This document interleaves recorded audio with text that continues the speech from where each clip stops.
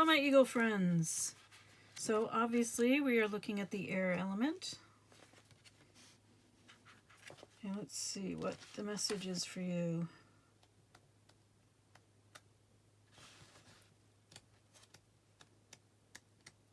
There it is. You are the last one in the air element chapter. Interesting.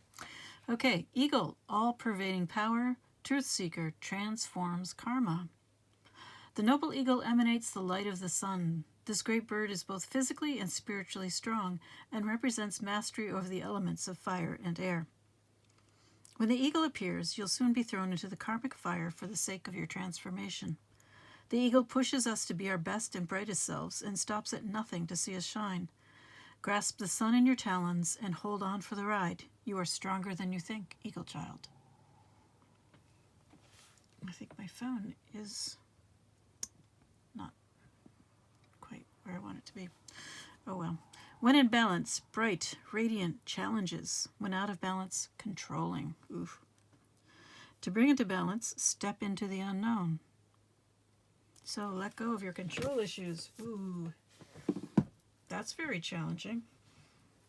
Now then, the other interesting thing about this, the transforming, the being thrown into the fires of transformation, the air element chapter is the second to last chapter in the book. The next chapter and the very next creature, it's the spirit chapter, and the next creature is the phoenix. So we go from the sun, the eagle and the sun getting ready for transformation, into the phoenix, who is most definitely burning off karma. So whatever is going on with you,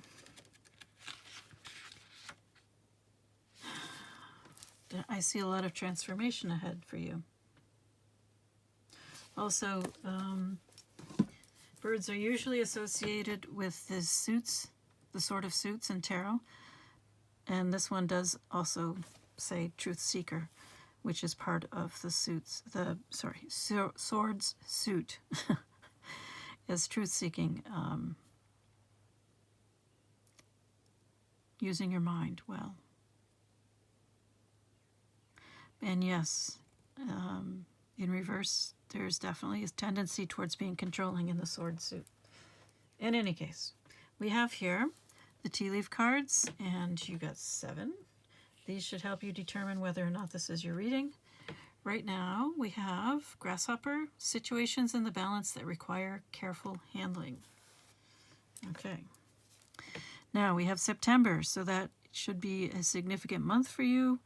Either something's happened in the past or something that you know will be happening in the future. Maybe several somethings over many years, possibly birthdays or anniversaries.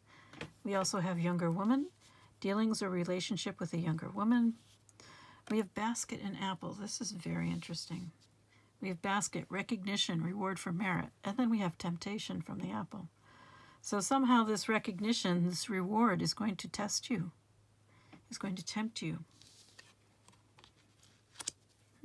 Interesting. We also have the key, the successful outcome to your problem, and tortoise, slowly but surely getting there. So don't expect any fast results, but it does look like things will work out, assuming you can handle this temptation appropriately. Don't forget, you've also got the situations in the balance that require careful handling, so be careful. All right, moving on. Why are you here? It really isn't obvious this time.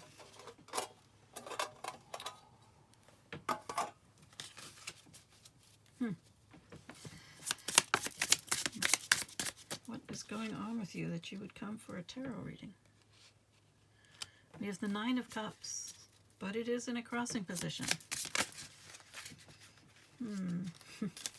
It's interesting that it has a poodle on it. Poodles are, I'm going to assume that's a standard poodle. Standard poodle means that it's about 40 pounds or more. They can be quite a bit more, but they are very good family dogs, very intelligent in general. They do walk on their toes, so they kind of bounce and prance. I used to have a standard poodle. They're great dogs, great family dogs.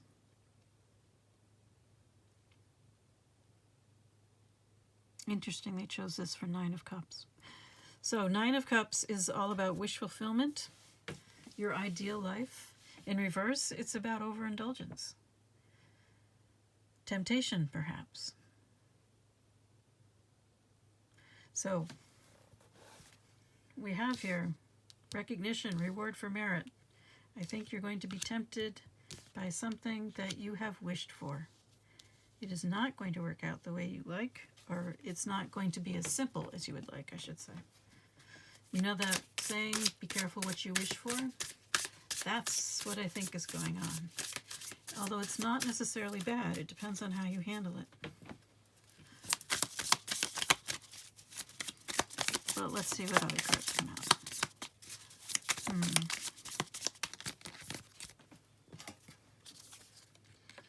You got the Wheel of Fortune in reverse. So this is fate, destiny, karma, dharma.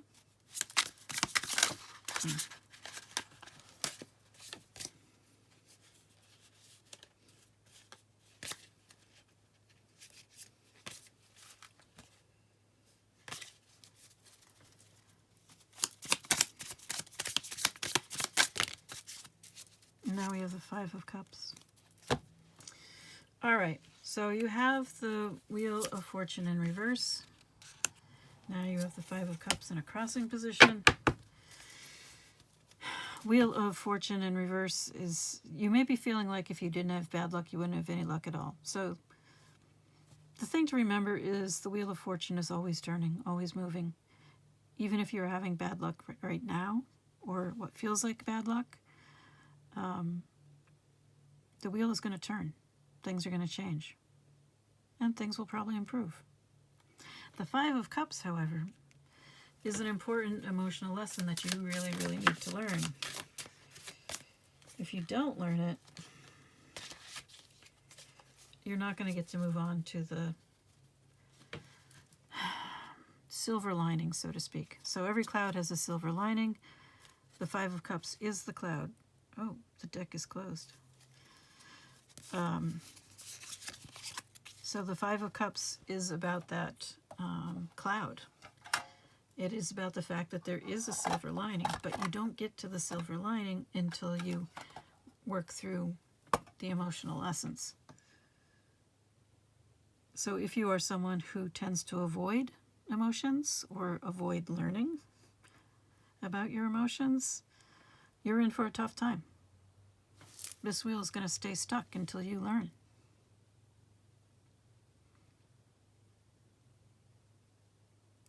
And turning this upright into a wish fulfilled is going to depend on you learning that lesson. That's the sense I'm getting here. All right. Let's see what the universe would like to say to you.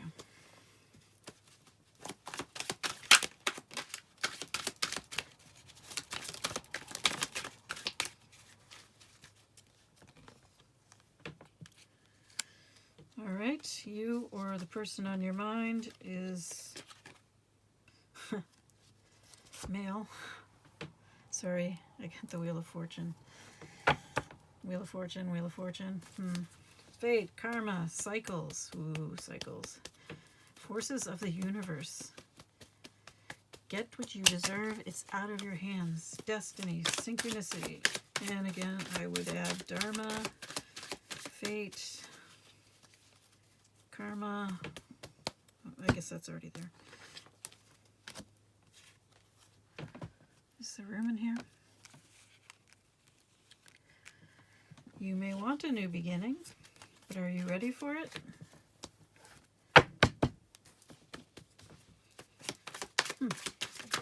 Not sure why I said that. Oh, wow. So we have the Celtic knot. Oops.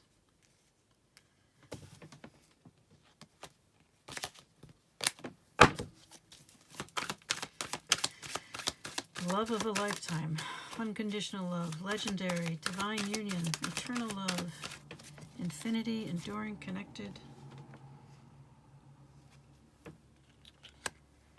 Tree, grounded, fertility, personal growth, past lives, evolving, connection to source.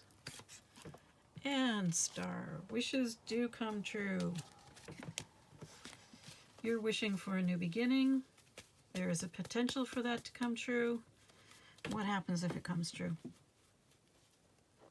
You got this temptation card here for a reason. So what happens if it comes true?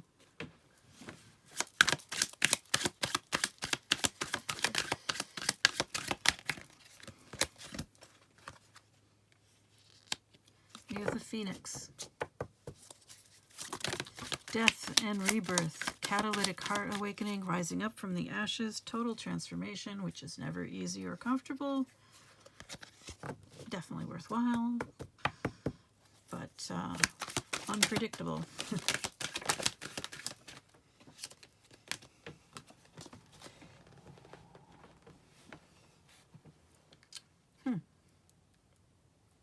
Attitude is everything.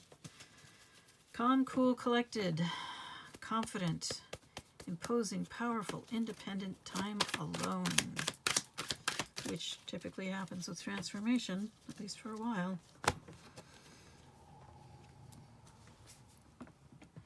Enlightenment and illumination.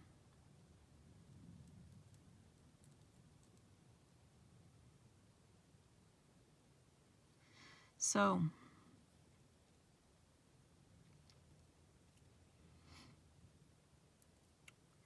going from a transformation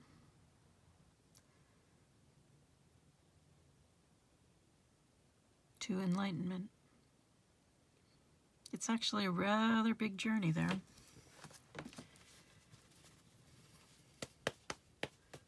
It does tend to create a lot of confidence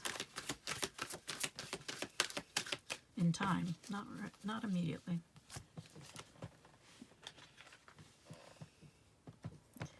But you gain wisdom. You see through a lot of things. And of course your inner guidance comes online, your core values, your inner knowing, your true path. So you have clarity, confidence again. Huh, this is interesting. All right. We have another man. I don't necessarily mean a third party. Maybe you're a same-sex couple? I don't know.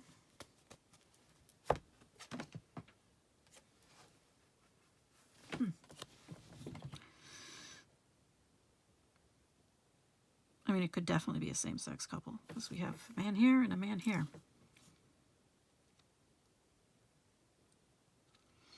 And I do believe they say the same things, but let's check. Yes. Man, you or the querent, a person you know, boyfriend, fiance, spouse, love interest.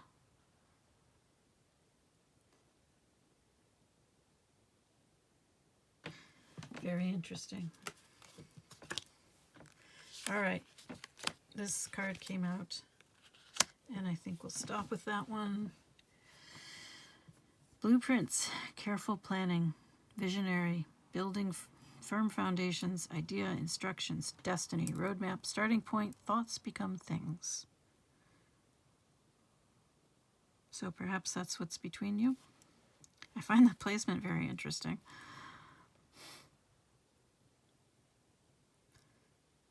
So how do you get from here to there, or there to here, or whichever?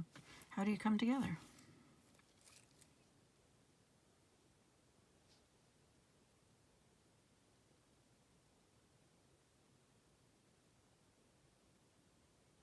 All right, let's pull a couple of archetype cards to give you some idea of what's going on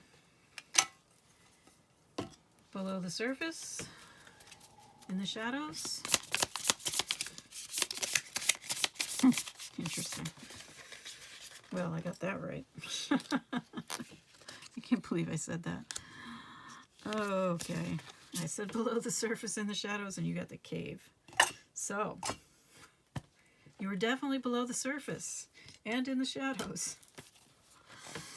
All right, number 32. And the other cards didn't really seem like they wanted to come out. So 32, the cave, the dark, the portal, the interior. Those who are fortunate enough to find and enter the cave are forever changed. It is a place of potent power, acting both as a portal to another realm and a space for sacred ritual and initiation. The cave is a place to return for meaningful retreat, where one can see the true self in the darkness. In esoteric teachings, the cave is known to reside in the center of the heart. Within its walls, the whispers of compassion and self-understanding can be heard. Yet because of its mystery and power, many of us fear the cave and never try to find it. We busy ourselves in the bright lights of the city while the cavernous and dimly lit chamber calls out to us in the night. Where is your cave? You already know. Return to it and tend the fire. Looks like you both have some work ahead of you. When light, the sacred center within. When dark, withdrawal, isolation, hiding. You did get the moose in there. Okay. Slowly and steadily, crystals of enormous magnitude grow within the dark confines of caves. Let the cave teach you patience. Envision yourself as an old sage in a cave. What amenities do you need? What draws you ever closer to the cave within the cave?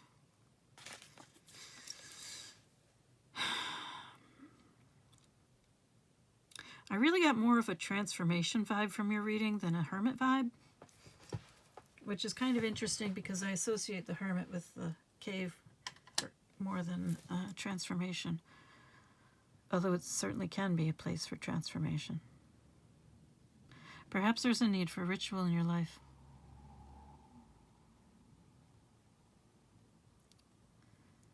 Or perhaps the hermit is what's calling to you next.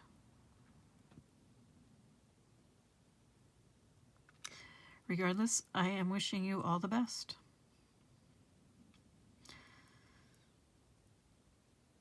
It's really a good thing, even though it might not feel like it. Good luck.